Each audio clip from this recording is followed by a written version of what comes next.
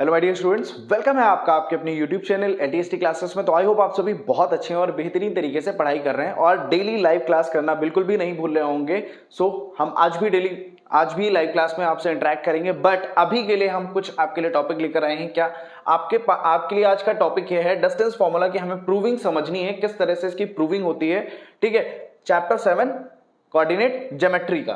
ठीक है, जैसे सपोज कि पी क्यू एक लाइन है और उस लाइन की लेंथ फाइंड करनी है, डिस्टेंस फाइंड करनी है। पी से क्यू की डिस्टेंस अगर हमें फाइंड करनी है तो उसका फॉर्मूला क्या होता है, x2 माइनस x1 का whole square, y2 minus y1 का होल स्क्वायर। सो क्वेश्चन यहां पे ये आता है कि ये x2 x1 है क्या, y2 y1 है क्या। तो ये जो पॉइंट है, ये कहां पे, 2D शेप में, किसमें, 2 डायमेंशनल शेप। 2 डायमेंशनल कौन सा होता है, जैसे कि हम क्या करते हैं, देखो 2D, इसको क्या प्रॉब्लम है भाई,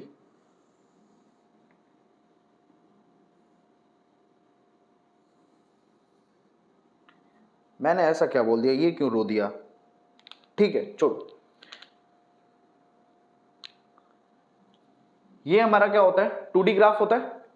ये एक्सिस एक्स एक्सिस, ये नेगेटिव एक्स, ये वाई और ये नेगेटिव वाई। ये चीज क्लियर है। अब सपोज दैट मैं थोड़ी देर के लिए मानता हूं कि ये जो पी पॉइंट है वो यहां पे है, ठीक है। अब अगर यहां पे पी पॉइंट है तो ये पॉइंट कहीं ना कहीं एक्स एक्सिस को बिलोंग कर रहा होगा और वाई एक्सिस को बिलोंग कर रहा होगा। तो मैंने बोला एक्स एक्सिस पे जो भी बिलोंग कर रही है, जो भी बिलोंगिंग पॉइंट है वो ये है, यहां से, और वाई एक्सिस पे कुछ ये। सो यहां पे मैंने इसको बोल दिया this is x1 comma y1। इसको थोड़ा सा टिल्ट करके लिखते हैं, x1 कॉमा y1। इतनी बात समझ में आई। दूसरा पॉइंट है हमारे पास q। अब देखना,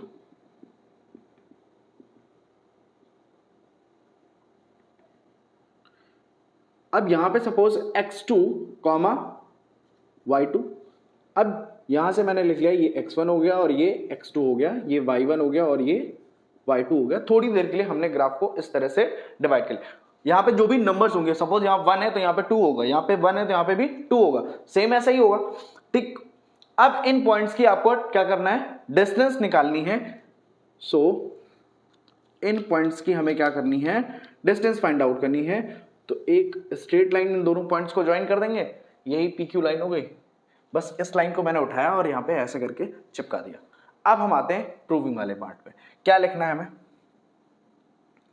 late P x1 comma y1 and q x2 comma y2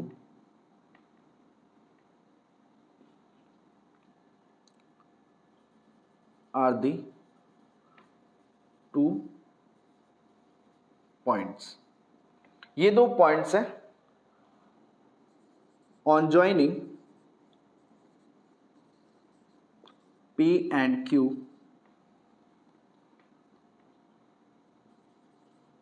we got line segment PQ। ठीक है, अब इन दोनों पॉइंट्स को हमने ज्वाइन किया तो हमें एक लाइन सेगमेंट मिल जाती है, दैट इज PQ। और उसी लाइन सेगमेंट की हमें डिस्टेंस फाइंड करनी है, उसी लाइन सेगमेंट की डिस्टेंस फाइंड करनी है। बट अब देखो यहां से क्या करना है, थोड़ा सा कंस्ट्रक्शन करना है। और कंस्ट्रक्शन क्या करना है, देखना, कंस्ट्रक्शन वाला पार्ट बहुत ध्यान से समझना। जो हमने अभी एक डॉटेड लाइन बनाई थी, बट यहीं से हमें क्या करना है, एक परपेंडिकुलर ड्रॉ करनी है P और एक परपेंडिकुलर Q से। Draw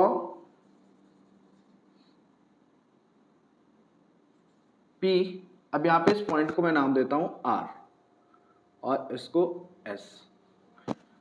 P R and draw P R and, बहुत फेडेड चल रहा है, draw P R and Q S perpendicular on x axis. P R draw किया, क्यू एस ड्रॉ किया, परपेंडिकुलर है कौन सी एक्सिस पे, एक्स एक्सिस पे। And draw PT perpendicular on QS। ठीक है, और मैंने क्या किया, एक परपेंडिकुलर ड्रॉ कर दिया, किससे, इससे, किस पे, QS पे, और इस पॉइंट का नाम दे दिया T।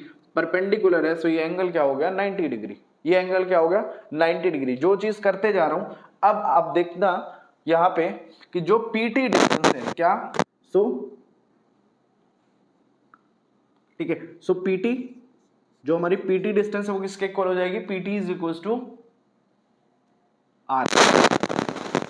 और RS की वैल्यू से मैं क्या करूंगा, यहां x1 माइनस क्या करूंगा, x2 से x1 माइनस कर दूंगा।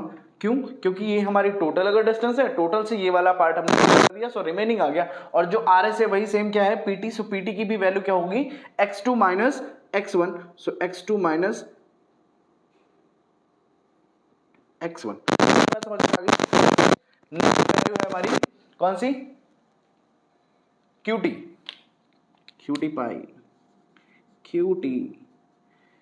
पाई की जो वैल्यू है यहाँ पे देखो, ये QT, सो QT की वैल्यू भी टोटल कितनी है, y2, टोटल यहां तक कितनी है, y2, और y2 से ये वाला पार्ट मींस y1 अगर मैं सब्ट्रैक्ट कर दूं, सो क्या, y2 माइनस y1, ये किसकी डिस्टेंस होगी, QT की।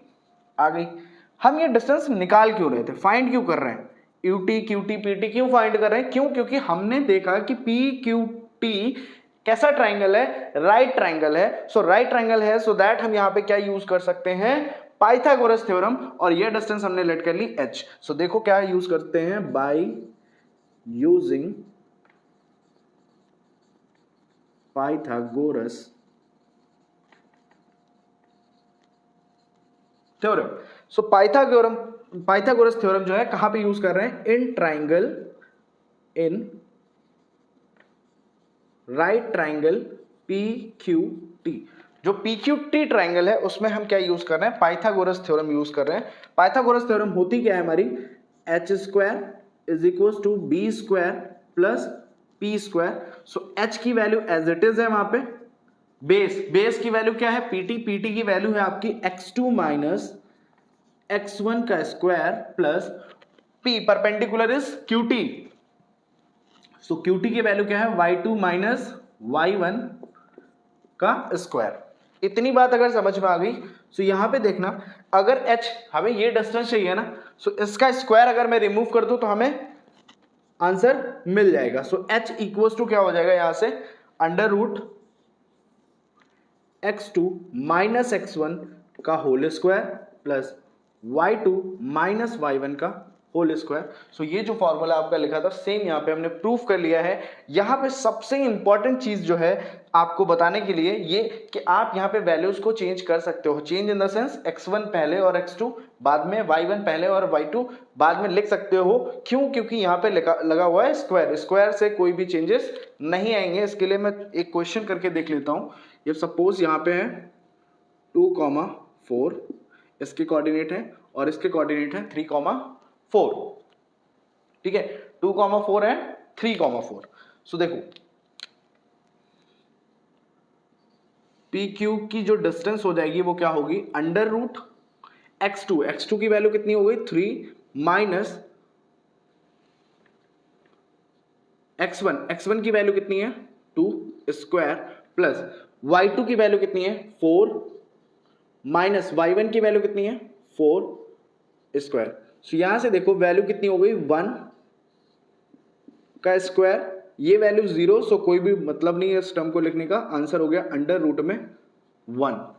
सो ये क्या हो जाएगा 1। ठीक, अगर मैं इसकी वैल्यूज को x2 को x1 पे और x1 को x2 पे लिख के देखता हूं, सो क्या होगा 2 माइनस 3 का स्क्वायर प्लस 4 माइनस 4 का स्क्वायर अंडर रूट, ये टर्म अगेन 0 हो जाएगा और यहां पे ये टर्म क्या हो जाएगा -1 का स्क्वायर और अंडर रूट में। -1 का स्क्वायर है तो भी 1, बाहर आके आपका 1। सो इससे चेंजेस नहीं है कि आप x1 इसको ले रहे हैं, बट ट्राई करिएगा यही पैटर्न फॉलो करिएगा और फॉर्मूला यही रखिएगा। इससे आपकी प्रॉब्लम में कहीं पे भी आपको कंफ्यूजन नहीं होगी। ना तो इस क्वेश्चन को आपको बहुत ज्यादा इस पे प्रेशर करना है कि हमें कहाँ पे x2 लेना है, कहाँ पे x1 लेना है। सिंपली फर्स्ट वाला जो पॉइंट है x1 y1 और सेकेंड वाला x2 y2। और एक इंपॉर्टेंट चीज, अगर अब ये पॉइंट कहां से होता, अगर ये जो दूसरा पॉइंट है वो कहां से बात करते हैं, कहते हैं कि अब जो p की डिस्टेंस है, एक p पॉइंट है और उसकी ओरिजिन से डिस्टेंस बताओ। किससे बतानी है? ओरिजिन से। सो ओरिजिन पे पॉइंट जो होगा ये इसके कोऑर्डिनेट होंगे 0,0, यही तो होते हैं। सो यहाँ पे देखो x2 x1 y2 y1। सो x2 माइनस x1 करोगे, सो किसी भी टर्म में 0 माइनस करो कोई भी चेंज नहीं होगा। y2 माइनस y1 करोगे, अगेन चेंज नहीं होगा। सो यहाँ पे एक छोटा सा, अगर हमें OP फाइंड करनी है, सो OP में क्या हो जाएगा, अंडर रूट x1 माइनस 0 का स्क्वायर प्लस y1 माइनस 0 का स्क्वायर। यहां से अंडर रूट क्या हो जाएगा, x1 स्क्वायर प्लस y1 का स्क्वायर OP।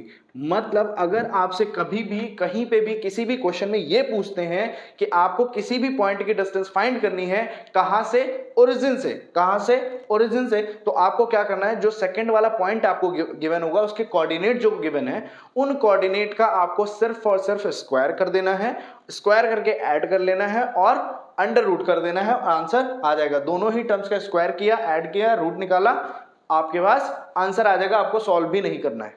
समझ में आया? क्लियर?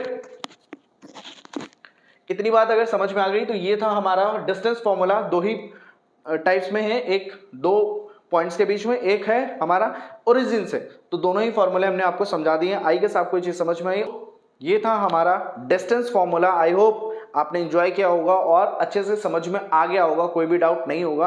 अब आपकी ड्यूटी क्या है, इसके जो भी पैटर्न के क्वेश्चन है, मींस एक्सरसाइज 7.1 के जितने भी क्वेश्चन है, आप उसको ट्राई करिए। नहीं होता है तो आप प्लेलिस्ट में जाके आपको उन सभी क्वेश्चंस की वीडियो मिल जाएगी, लिंक डिस्क्रिप्शन बॉक्स में है, आप जाइए, विजिट करिए। और वीडियो कैसी लगी कमेंट बॉक्स में जरूर शेयर करें। बाकी चैनल को सब्सक्राइब करना और शेयर करना बिल्कुल भी मत भूलें। All the best.